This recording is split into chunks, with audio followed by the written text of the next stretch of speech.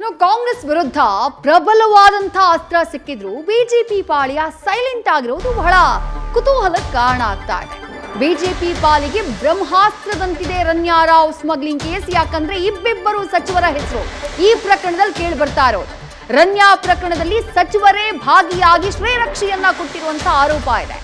ಆದ್ರೂ ರಾಜಕೀಯವಾಗಿ ವಿರೋಧ ಮಾಡುವುದಕ್ಕೆ ಬಿಜೆಪಿ ನಾಯಕರು ಮೀನಾಮೇಷ ಎಣಿಸ್ತಿದ್ದಾರೆ.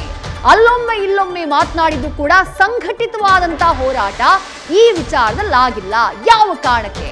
ಬಿಜೆಪಿ ನಾಯಕರಿಗೆ ಕೇಂದ್ರ ಸರ್ಕಾರದ ವೈಫಲ್ಯದ ಭಯ ಕಾಡ್ತಾ ಇದೆಯಾ?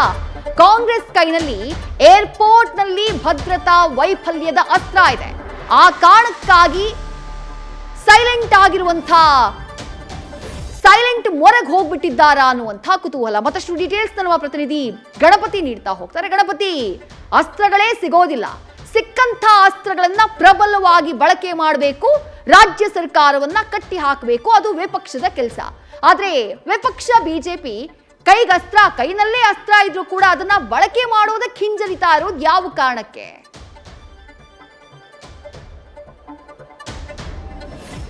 ಖಂಡಿತ ನೋಡಿ, ರಾಜ್ಯದಲ್ಲಿರುವಂತಹ ಒಂದಷ್ಟು ಸಚಿವರ ಹೆಸರನ್ನ ರನ್ನೇರಾವ್ ಕೇಸ್ನಲ್ಲಿ ಕೂಡ ಕೇಳಿ ಬರ್ತಾ ಇರುವಂತದ್ದು. ಸ್ವತಃ ರಾಜ್ಯ ಬಿಜೆಪಿ ನಾಯಕರೇ ಸರ್ಕಾರದ ಮೇಲೆ ಆರಂಭದಲ್ಲಿ ಆರೋಪವನ್ನ ಮಾಡ್ತಾರೆ.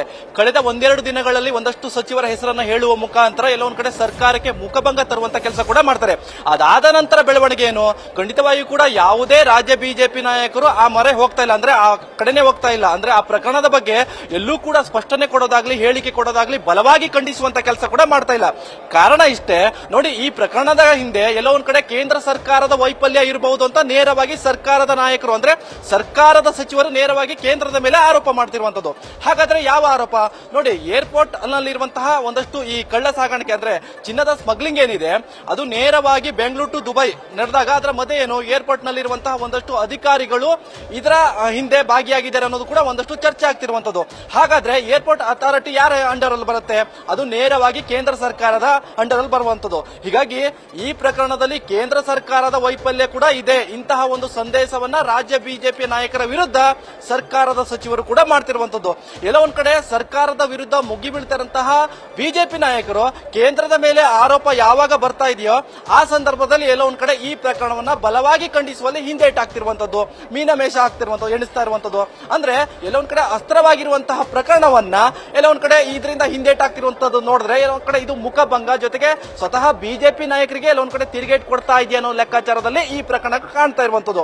ಪ್ರಬಲವಾಗಿ ಹೇಳೋದಾದ್ರೆ ನೋಡಿ, ಸಾಕಷ್ಟು ಬಾರಿ ಬೆಂಗಳೂರು ಟು ದುಬೈ ಸಂಚಾರ ಮಾಡಿದಾಗ ಕೇವಲ ಸಿದ್ದರಾಮಯ್ಯವರ ಸರ್ಕಾರದ ಹೊರತುಪಡಿಸಿದ್ರೆ ಬೊಮ್ಮಾಯಿಯವರ ಆಡಳಿತದಲ್ಲೂ ಕೂಡ ಈ ಘಟನೆಗಳು ನಡೆದಿರಬಹುದು. ಜೊತೆಗೆ ಯಡಿಯೂರಪ್ಪನವರ ಸಿಎಂ ಆಗಿದ್ದಾಗಲೂ ಕೂಡ ಇಂತಹ ಪ್ರಕರಣಗಳು ನಡೆದಿರಬಹುದು. ಎಲ್ಲೋ ಒಂದ್ ಕಡೆ ನಮ್ಮ ಸರ್ಕಾರದಲ್ಲೇ ಇಂತಹ ಪ್ರಕರಣಗಳು ನಡೆದಾಗ ಯಾಕೆ ಆ ಸಂದರ್ಭದಲ್ಲಿ ಪ್ರಕರಣಕ್ಕೆ ಅಂದ್ರೆ ಕೇಸ್ ದಾಖಲಾಗಿಲ್ಲ, ಯಾಕೆ ಸುಮ್ಮನಿದ್ರು ಅಂತ ಈ ರೀತಿಯಾದಂತಹ ಪ್ರಶ್ನೆಗಳು ಕಾಂಗ್ರೆಸ್ ನಾಯಕರು ಬಿಜೆಪಿ ನಾಯಕರನ್ನ ಕೇಳಬಹುದು. ಇದು ಪಾಯಿಂಟ್ ನಂಬರ್ 2 ನೋಡೋದಾದ್ರೆ. ಹೀಗಾಗಿ ಇಂತಹ ಸಿಚುವೇಶನ್ ಬಂದಾಗ ನಾವು ಅದನ್ನ ಹೇಗೆ ಎದುರಿಸಬೇಕು ಅನ್ನೋದು ಕೂಡ ರಾಜ್ಯ ಬಿಜೆಪಿಯ ಲೆಕ್ಕಾಚಾರ. ಈ ಹಿನ್ನೆಲೆಯಲ್ಲಿ ಯಾವಾಗ ಕೇಂದ್ರದ ಮೇಲೆ ಕೈ ಮಾಡಿ ತೋರಿಸಿರುವಂತಹ ಕಾಂಗ್ರೆಸ್ ನಾಯಕರ ವಿರುದ್ಧ ಯಾವತ್ತೂ ಕೂಡ ಟೀಕೆ ಮಾಡಿ ಆಗ್ಲಿಲ್ಲ ಬಿಜೆಪಿ ನಾಯಕರಿಗೆ. ಜೊತೆಗೆ ಎಲ್ಲೋ ಒಂದ್ ಕಡೆ ಈ ಸಚಿವರ ಒಂದಷ್ಟು ಏನು ಮಾತುಕತೆ ಏನಿದೆ, ಹೊಂದಾಣಿಕೆಯ ಲೆಕ್ಕಾಚಾರಗಳು ಕೂಡ ಈ ಪ್ರಕರಣದಲ್ಲಿ ಕಾಣಿಸ್ತಾ ಇರುವಂತದ್ದು. ಅಂದ್ರೆ ಕಾಂಗ್ರೆಸ್ ಸಚಿವರ ನೇರವಾಗಿ ಬಿಜೆಪಿ ನಾಯಕರ ಜೊತೆಗೆ ಏನಾದ್ರೂ ಕೂಡ ಹೊಂದಾಣಿಕೆ ಮಾತುಕತೆ ನಡೀತಾ ಇದೆಯಾ ಅನ್ನೋದು ಕೂಡ ರಾಜ್ಯ ಬಿಜೆಪಿ ವಲಯದಲ್ಲಿ ಕೂಡ ಚರ್ಚೆ ಆಗ್ತಿರುವಂತದ್ದು. ಹೀಗಾಗಿ ಈ ಹಿನ್ನೆಲೆಯಲ್ಲಿ ನೋಡೋದಾದ್ರೆ ಎಲ್ಲೋ ಒಂದ್ ಕಡೆ ಈ ಪ್ರಕರಣಗಳು ತಮ್ಮ ಕಡೆನೆ ಬೊಟ್ ತೋರಿಸುವಂತಹ ಸಾಧ್ಯತೆಗಳು ಹೆಚ್ಚಾಗಿರುವಂತಹ ಹಿನ್ನೆಲೆಯಲ್ಲಿ ಸೈಲೆಂಟ್ ಆಗಿರುವಂತಹ ಸಿಚುವೇಶನ್ಗಳು ಕೂಡ ಈ ಪ್ರಕರಣದಲ್ಲಿ ಬಿಜೆಪಿ ನಾಯಕರು ಕಾಣ್ತಿರುವಂತದ್ದು. ಸಾಕಷ್ಟು ಬಾರಿ ಹೇಳೋದಾದ್ರೆ ನೇರವಾಗಿ ಇದರ ಬಗ್ಗೆ ಬಲವಾಗಿ ಖಂಡಿಸುವಂತಹ ಪ್ರಯತ್ನ ಕೂಡ ಮಾಡ್ತಾ ಇಲ್ಲ. ಜೊತೆಗೆ ಎಲ್ಲೋ ಒಂದ್ ಕಡೆ ಅಸ್ತ್ರವಾಗಿರುವಂತಹ ಪ್ರಕರಣವನ್ನ ಎಲ್ಲೂ ಕೂಡ ಚರ್ಚೆ ಕೂಡ ಮಾಡ್ತಾ ಇಲ್ಲ. ಅಧಿವೇಶನದಲ್ಲೂ ಕೂಡ ಒಂದೆರಡು ಬಾರಿ ಚರ್ಚೆ ಬಿಟ್ರೆ ಎಲ್ಲೂ ಕೂಡ ಈ ವಿಚಾರಗಳನ್ನು ಚರ್ಚೆಗೆ ಮುಂದಾಗ್ತಿಲ್ಲ.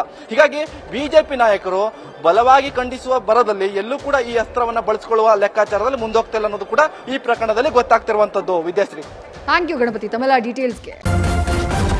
ನ್ಯೂಸ್ ಫಸ್ಟ್ ನಿರ್ಭೀತಿಯಿಂದ ನಿಮ್ಮ ಪರವಾಗಿ.